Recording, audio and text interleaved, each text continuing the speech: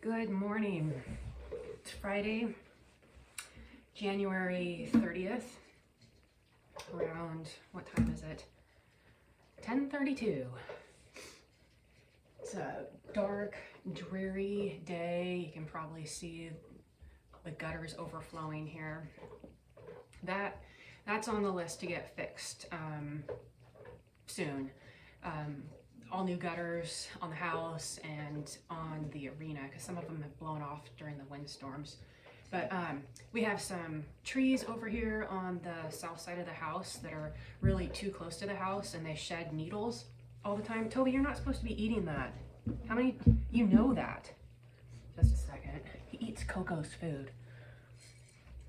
I have a cat food dish in here because I have a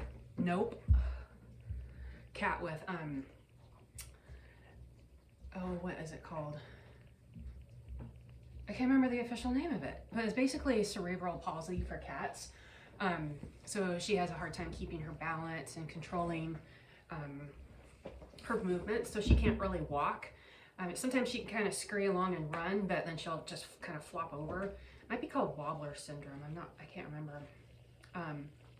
Anyways, she doesn't get around very well, and so she switches rooms every once in a while. Right now she's in the front living room on the sofa. She can get up there if she wants to, and I keep food in here so she doesn't have to travel, food and water in here so she doesn't have to travel far. And she's got a little bath potty spot in the corner with because she can't get in and out of a litter box, so I have special pads for her, and she's better about using those than some of the other cats around here. I don't think she hardly ever misses her little potty pad. But so I kind of had a pseudo interview, I don't know, with a field inspection company. And basically what you do there is you just go and take pictures of the exterior or the interior of a property. It just depends on what the order is, but it does not pay very much. I mean, the territory is ginormous, all the way, I don't know, an hour and a half away for $20. And to make it worth it, I'd have to have like 3 or 4 orders that day. And I don't have the option to say, you know what, I don't really feel like driving out there today. So somebody else can take that assignment. I would have to do everything in the entire territory. I don't know.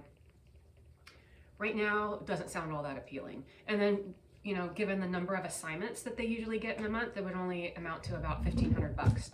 And so since it's contract work, out of that would come my gas. Any expenses would have to come out of that. So just not worth it.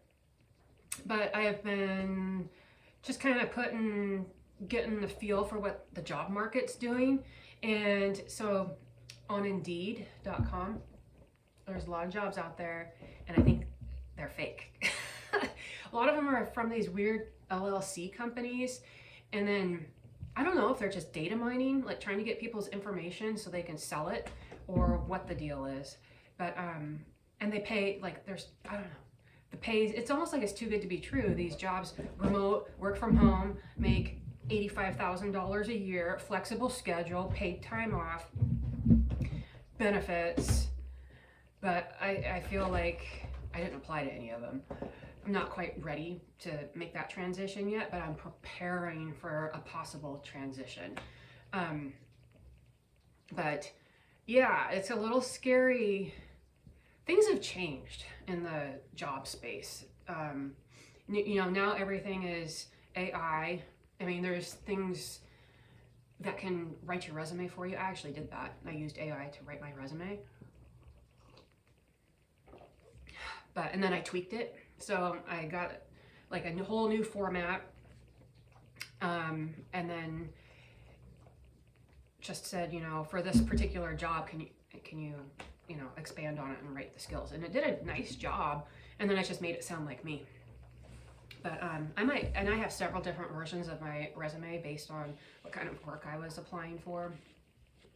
But yeah, I think there's a lot of fake jobs out there. I don't think they're legit looking to hire people. I think they're data mining.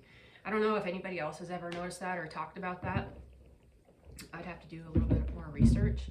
But what I'm finding is I'll see something on one of these job sites, you know, ZipRecruiter or Indeed, and then I'll go to the actual company website to apply directly there rather than going through this third-party website. And then to see if the job is actually posted. Sometimes they're not. You're like, so then who the heck am I sending it to, you know?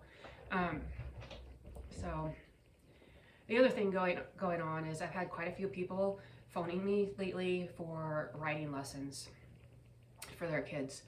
Now that would be I could probably do that full time.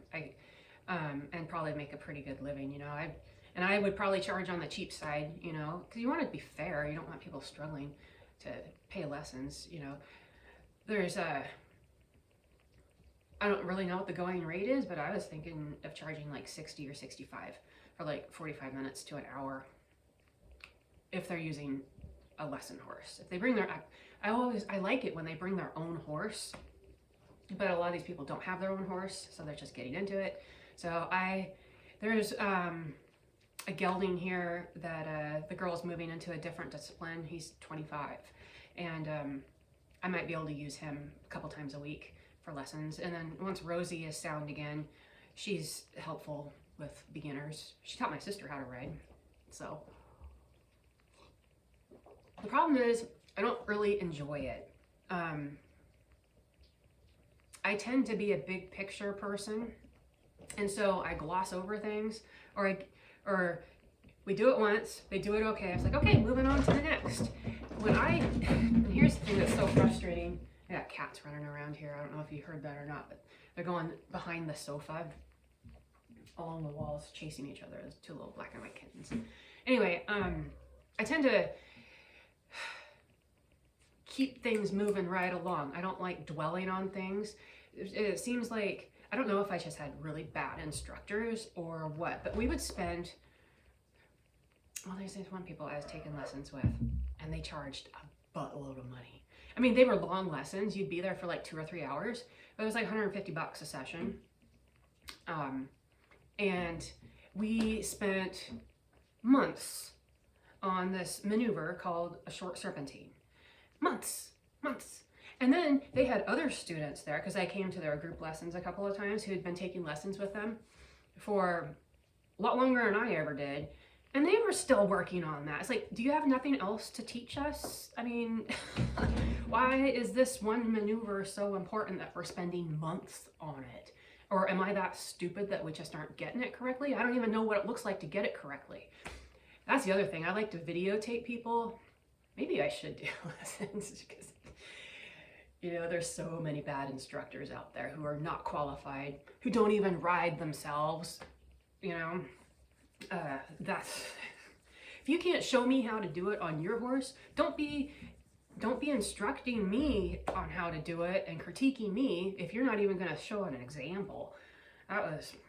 Anyway, not all of them did that, but there's a few that just yelling at you from the center of the arena. It's like, but really what helped me is seeing myself and what I was doing and what I looked like when I was riding. So I was taking some lessons from a gal up north several years ago, probably, gosh, almost 20 years ago now. Long time ago. It really helped. I brought my video camera and I asked her to video me so I could see what I looked like, so it could help me correct what I was doing. And oh my God, total chair seat, hands moving. I was like, oh my God, my hands are all over the place. I had no idea. But I was able to correct it because I saw it and fixed it. So that's what's coming up. I might be starting a lesson program this summer. We'll see how that goes. I think if I advertised it, and that's the thing, I don't want more horses here is the thing. And all of my horses aren't going to be good for this. But if I did get a couple of lesson horses, I could probably do that pretty close to full time if I advertised. Not exactly the direction I want to go, but it's a good side hustle. And so I might be doing a little bit of that this